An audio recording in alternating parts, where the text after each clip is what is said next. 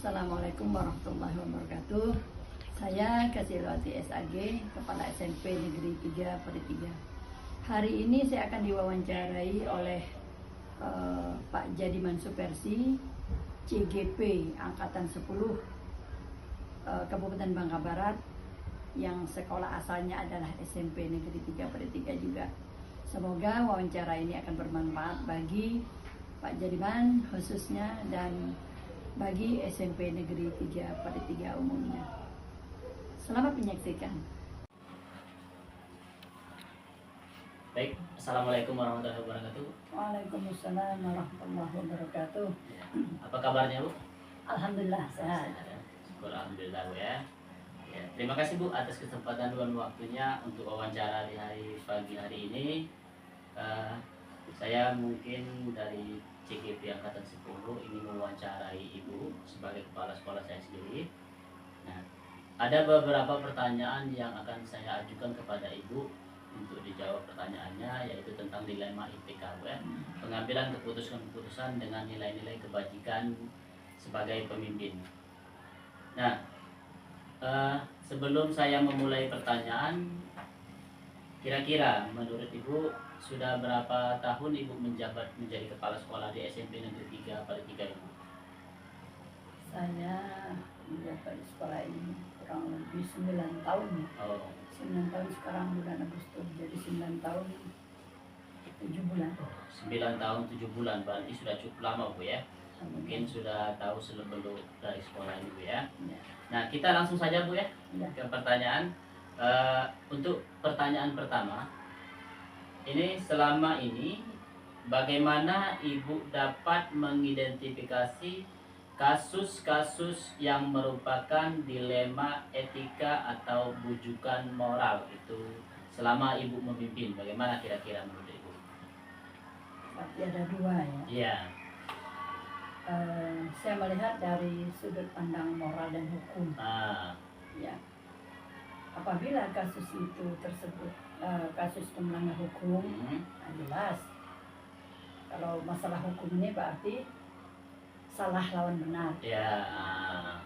Tapi kalau masalah itu masih bisa dikatakan benar, melakukan itu benar, dan aturannya juga itu benar, berarti disinilah letak ilmu etikanya. Oh, gitu, Bu ya. Benar lawan benar. Jadi lawan benar, Bu ya. Benar lawan benar. Berarti keputusan yang Ibu ambil setidak-tidaknya minimal harus benar lawan benar. Jadi membuat keputusan itu tidak berdampak negatif bagi nih, Bu ya.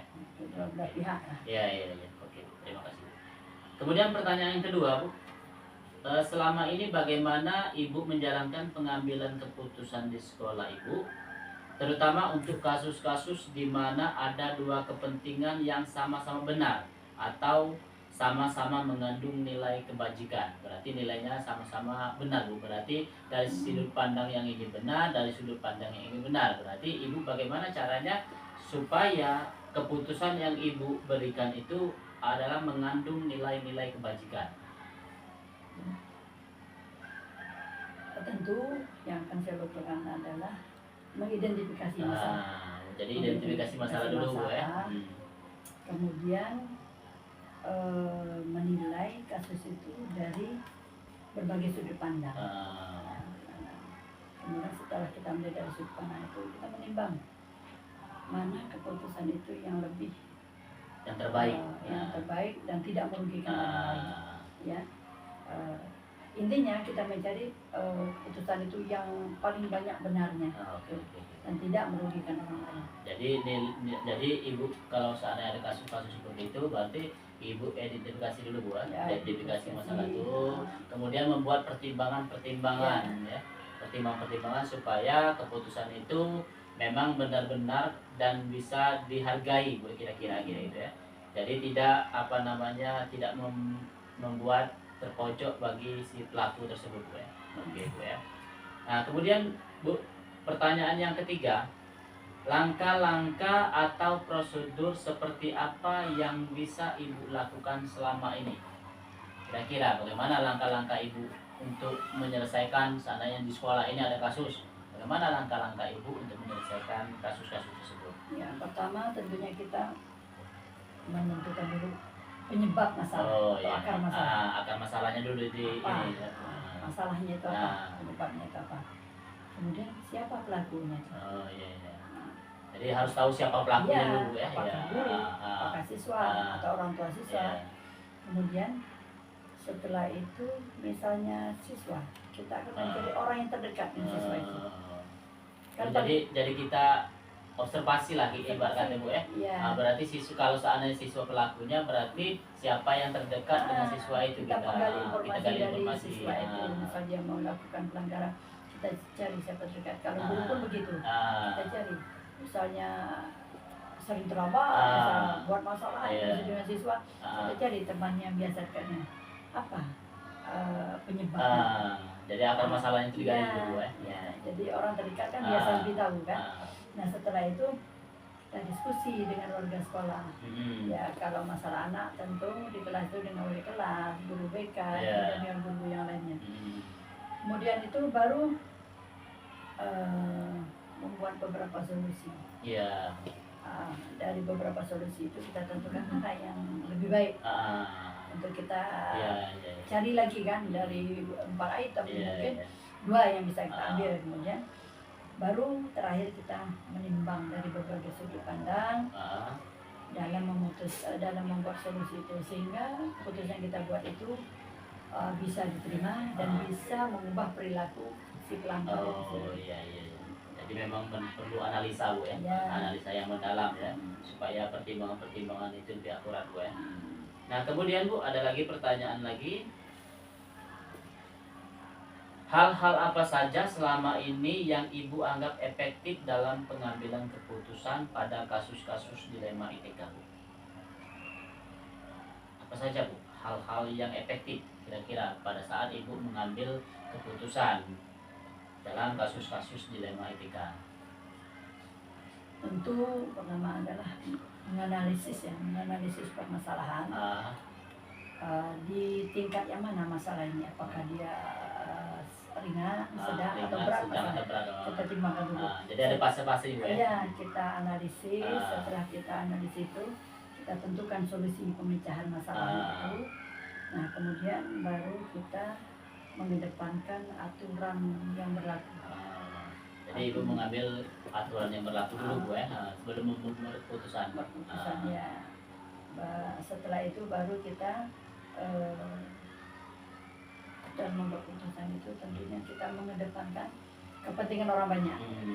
Kira-kira kalau keputusan ini diambil merugikan orang banyak Kira-kira. Ibaratkan karena nilai estetika rusak susu sudah benar. Jadi betul-betul kita mengedepankan kepentingan orang lain. Jadi jangan sampai masalah itu berdampak pada yang lain. Jadi yang Ibu lakukan selama ini berarti harus mengedepankan orang banyak Bu ya. Jadi karena keputusan yang diambil itu tidak hanya dari Ibu sendiri yang memutuskan, tapi harus melibatkan banyak baik guru maupun tenaga pendidikan dan lain-lainnya Bu ya, supaya orang tua, dan supaya keputusan yang Ibu berikan itu tidak berdampak negatif pada orang tersebut Bu ya. Oke Bu ya. Nah kemudian pertanyaan berikutnya Bu, apakah Ibu memiliki sebuah tata kelola atau jadwal tertentu dalam sebuah penyelesaian kasus dilema etika? Apakah Ibu langsung menyelesaikannya di tempat atau memiliki jadwal untuk menyelesaikan kasus tersebut? Bentuk atau prosedur seperti apa yang Ibu selama ini jalankan? Kalau masalahnya itu spontanitas terjadi, tentu hari itu kita langsung tanggapi. Langsung tanggapi Ibu ya. Setidaknya mengadakan pemanggilan, teguran lisan kan. Kalau memang tingkat pelanggarannya itu perlu pemecahan lebih serius, maka akan kita analisis kembali masalahnya. Tetap tadi mencari tahu akar masalahnya, bermusyawarah dengan guru, dengan warga sekolah lah, sehingga keputusan itu tidak kita buat sendiri. Jadi kalau menghadapi masalah pertama itu spontanitas, pada saat terjadi kita langsung ambil. Jadi harus tangkap Bu ya. Jadi harus langsung ya. Tetapi untuk membuat keputusan akhirnya itu tetap kita pelajari. Oh, kan kadang-kadang dari luar heboh masalahnya. Setelah kita telisik tidak begitu berat masalahnya, artinya perlu kajian terhadap masalah itu. Kan kadang-kadang masalah negatif ini kan besarnya di pembicaraan orang lain. Ketika kita tidak separah itu, jadi perlu analisa. Nah setelah itu baru kita, kalau memang dia serius, kita tentukan waktunya. Dan kalau memang Indah dan kita tidak bisa menyelesaikan masalah itu, misalnya besar, termasuk masalah guru MPTK lah, misalnya kita mengajak misal UPT atau pengawas biar bisa mengklarifikasi masalah itu. Oh, jadi kalau seandainya ada masalah, Ibu kalau seandainya masalah itu kita ditanggapi dulu Bu ya. Ditanggapi dulu, diselesaikan, tetapi belum mengambil keputusan Bu ya. Kalau tergantung ke masalahnya Bu, besar, kecil atau sedang atau besar Bu ya. Jadi kalau seandainya kecil mungkin Ibu bisa menyelesaikan sendiri keputusan mengambil. Tetapi kalau dia sudah sedang, itu Ibu mungkin bisa perlu membicarakan dengan orang lain seperti guru-guru dan lain-lainnya. Kemudian kalau dia tingkat besar, berarti tingkat berat, berarti itu Ibu harus memanggil atau pengawas, UPT dan sebagainya Bu ya, untuk menyelesaikan masalah tersebut Bu ya. Oke Bu. Kemudian ada lagi 2 pertanyaan lagi Bu. Adakah seseorang atau faktor apa yang selama ini mempermudah atau membantu Ibu dalam mengambil keputusan dalam kasus-kasus dilema etika? Kira-kira apakah saja ada faktor-faktor atau seseorang yang selama ini mempermudah untuk mengambil keputusan Ibu? Contohnya seperti ini Bu, kalau seandainya Ibu ada di sekolah ini ada kasus, maka Ibu berarti ada faktor-faktor pendukung seperti wakasis, wakakur yang bisa membantu Ibu dalam mengambil keputusan tersebut. Oke, tentu saja dalam membuat keputusan itu kita harus melibatkan terutama wakil kan. Misal masalah itu berkaitan dengan masalah pembelajaran, tentu kita akan mengajak wakil kurikulum untuk berdiskusi masalah modul belajar atau pelanggaran yang lainnya terkait dengan profesional kerja. Tetapi kalau masalahnya itu permasalahan siswa, kita akan membicarakan dengan kesiswaannya, dengan wali kelasnya, dengan guru BK-nya. Nah itu, dan ini adalah orang-orang yang sangat mendukung bagi saya untuk membuat keputusan. Termasuk juga guru-guru yang kita anggap punya potensi untuk dalam arti mengatasi masalah. Itu, jadi kita, walaupun kita sebagai pimpinan, kita selalu terbuka untuk menerima masukan dari kawan-kawan. Gitu. Jadi setiap faktor-faktornya itu berarti yang seseorang itu berarti minimal wakil kurikulum dan wakil kesiswaan Bu. Jadi kalau masalah-masalah guru, Ibu kompromikan dengan Pakakur Bu ya. Kemudian untuk siswa berarti Ibu kompromikan dengan wakil kesiswaan. Jadi ada antara Ibu dan dua wakil itu berarti kolaborasi yang sangat erat Bu ya. Dengan wali kelas dan BK juga Pak. Begitu juga berarti melibatkan juga guru BK Bu ya. Agar lebih informasi itu lebih dalam Bu ya, lebih akurat. Guru BK itu punya catatan dan lebih terpercaya Bu ya. Oke Bu, satu lagi pertanyaan Bu, pertanyaan terakhir. Dari semua hal yang telah disampaikan, kira-kira pembelajaran apa yang dapat Ibu petik dari pengalaman selama Ibu mengambil keputusan dilema etika selama menjabat menjadi kepala sekolah? Pesan moral yang bisa saya ambil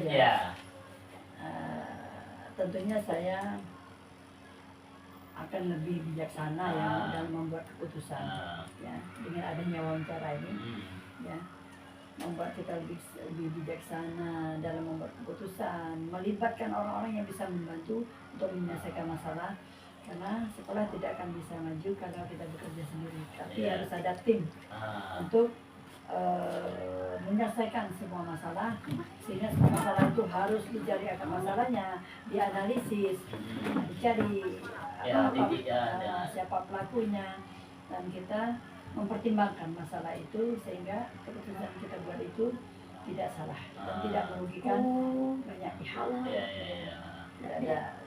Tidak merugikan lah intinya. Jadi nama baik sekolah terjaga, nama warga sekolah juga terjaga, baik itu siswa atau guru. Oke, terima kasih banyak Bu atas wawancaranya pagi hari ini. Semoga Ibu diberikan kesehatan lahir dan batin, keselamatan dunia dan akhirat, murah rezeki. Nah, dari keputusan yang Ibu ambil, kita refleksikan sebentar Bu ya, bahwa keputusan itu tidak semerta-merta harus dari kepala sekolah Bu ya.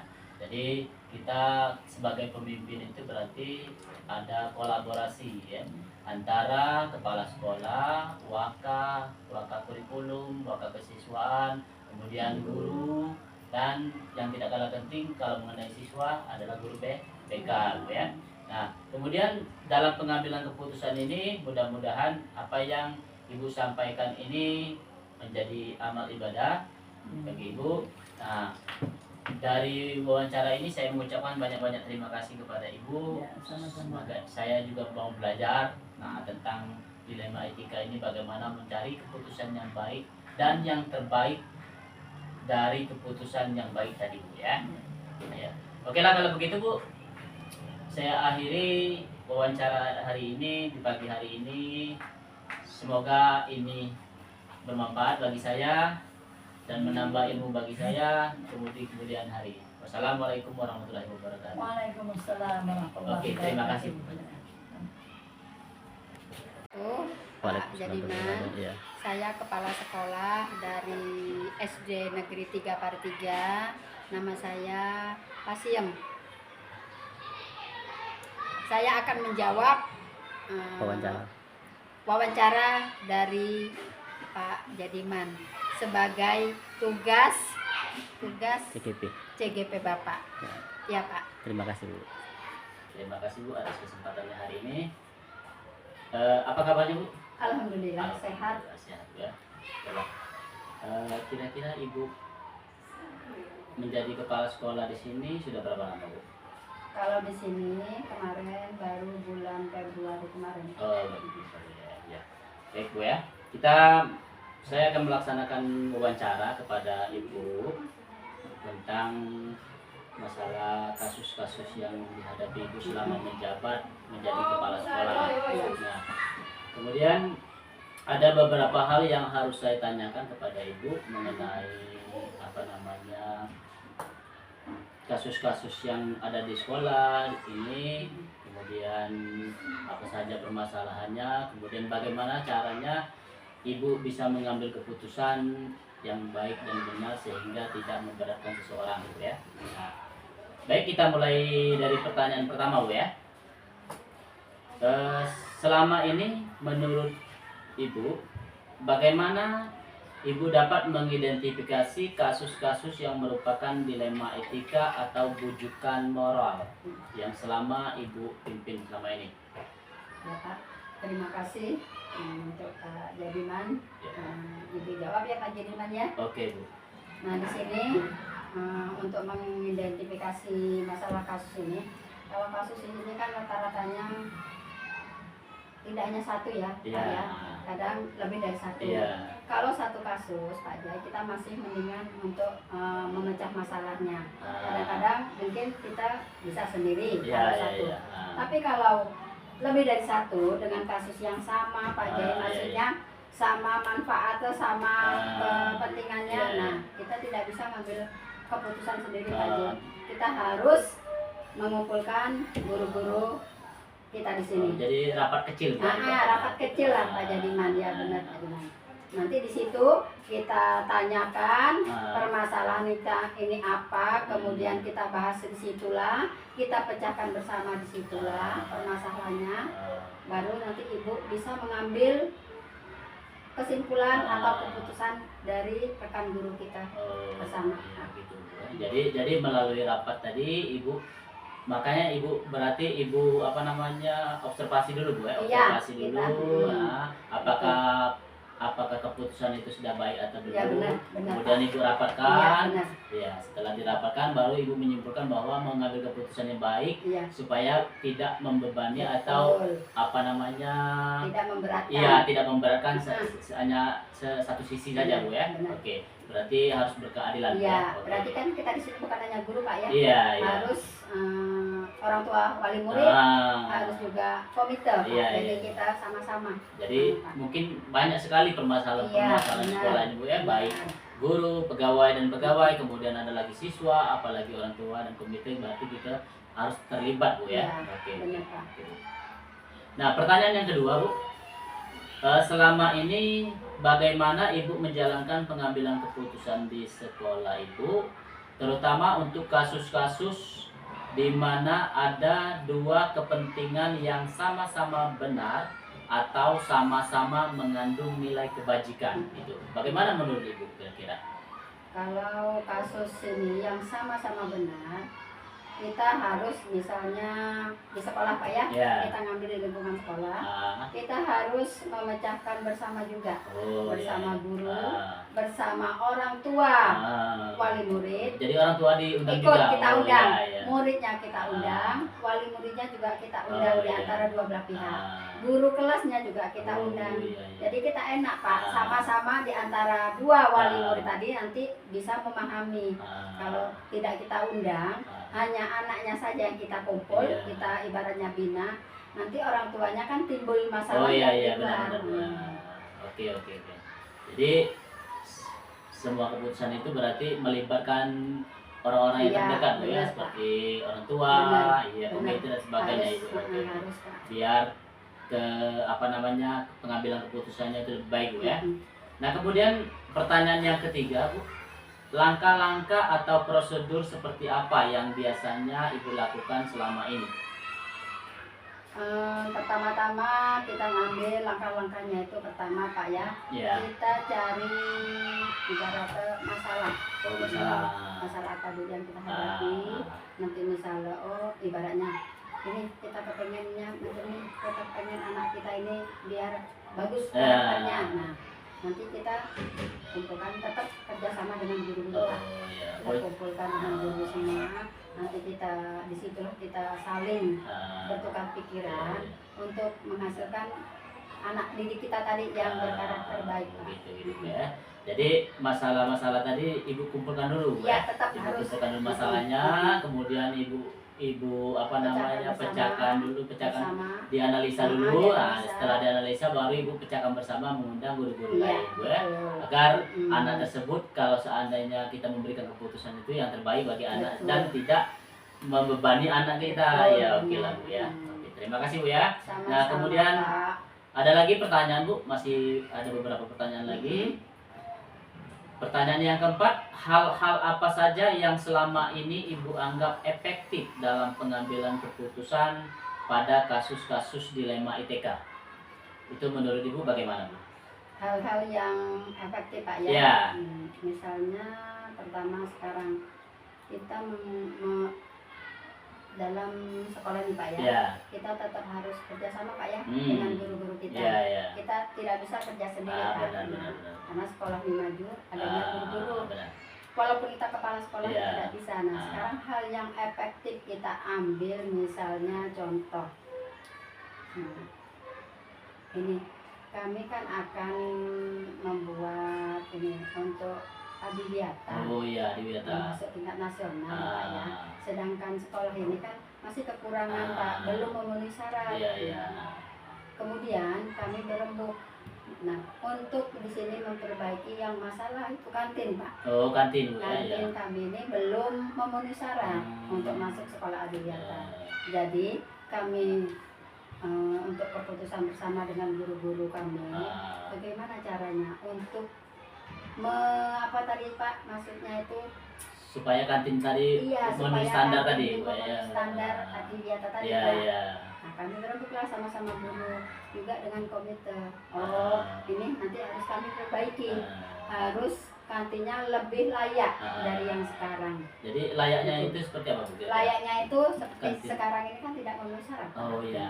Katakanlah masih bangunannya masih gemuk. Oh iya iya. Nah, Terus belum. jualan-jualannya Kalau jualannya Sudah- saya periksa sudah. bagus Bu ya. Buatan sendiri. bagus Tidak ada sendiri. lagi yang minuman yang mengandung apa itu namanya apa? Yang formalin segala macam, iya, yang ini apa namanya zat-zat Manisan, kimia. betul. semua Gula-gula sudah buat sendiri Pak. Oh, Kalau gula. minuman ya sudah bikin sendiri tanpa ibu gula. Jadi Tanpa- tidak ada lagi dari orang luar Bu ya? Tidak ada. Tidak ada. Tidak ada, Pak. Oke lah Bu ya.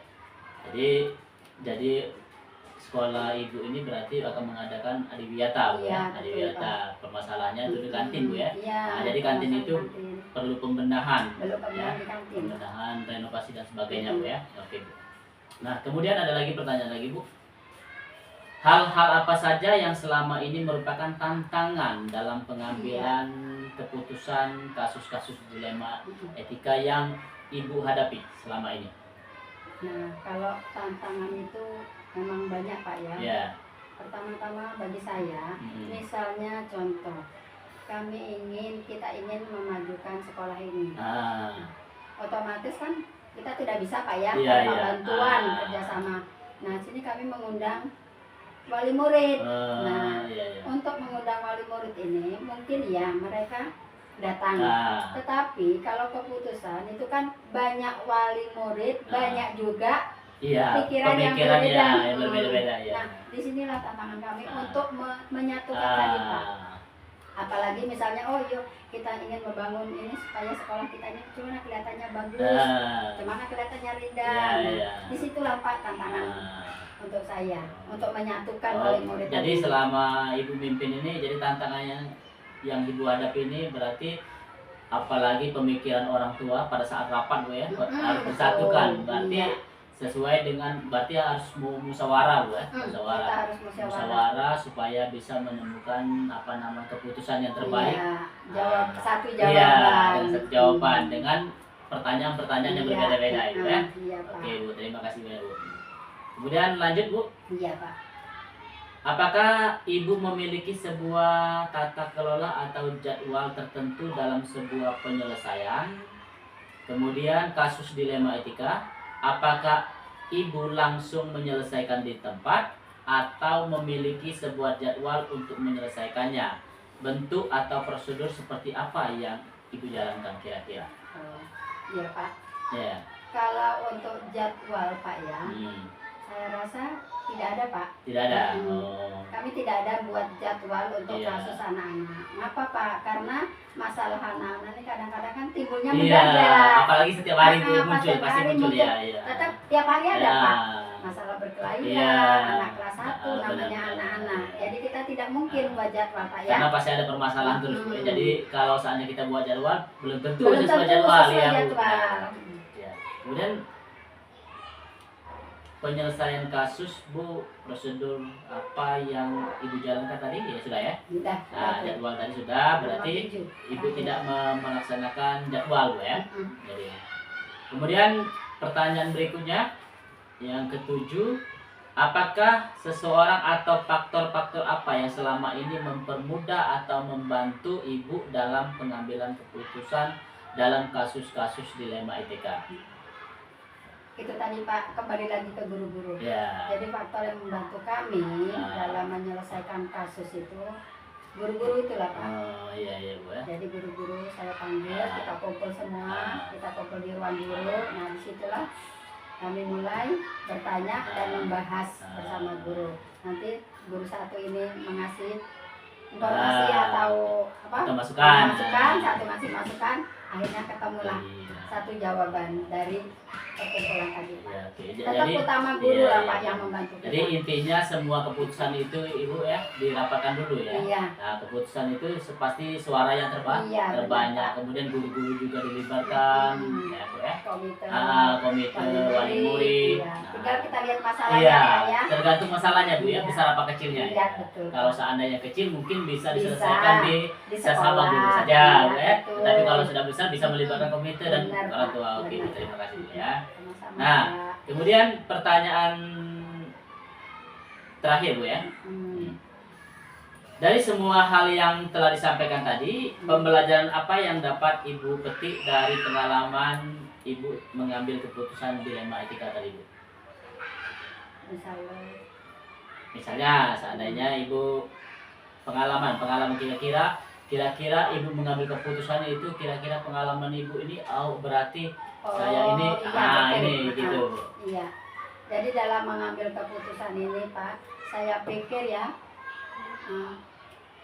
saya walaupun kepala sekolah, belum tentu saya benar, Pak. Benar. Jadi saya tetap gimana ya, dengan saya tetap menghargai hasil dari guru-guru rekan-rekan saya, Pak.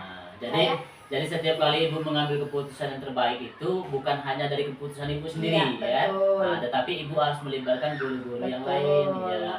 Jadi apapun keputusannya, kalau kita sudah bersama mudah-mudahan menghasilkan yang terbaik. Jadi tidak ada yang salah, ya.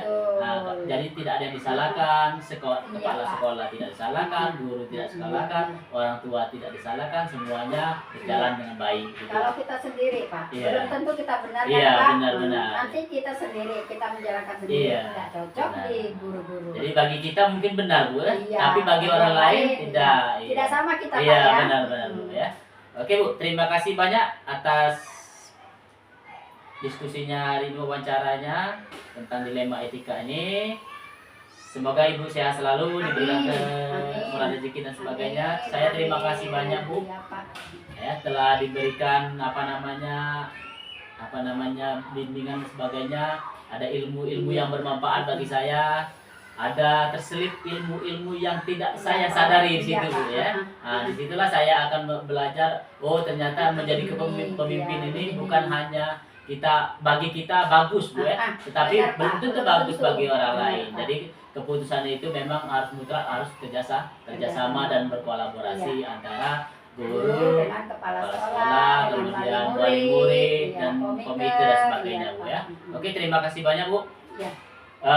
Demikian, Bu, wawancara hari ini. Semoga bermanfaat. Amin. Ya. Amin. Saya akhiri. Wassalamualaikum warahmatullahi wabarakatuh. Waalaikumsalam warahmatullahi. Terima kasih banyak, Bu, ya. Semoga Bapak lancar, Pak, ya. Amin, Sukses selalu. Terima kasih, Bu. Sama-sama, Pak. Alhamdulillah. Alhamdulillahirabbil alamin. Dapat nanti dipotong, Bu. Baca Bapak.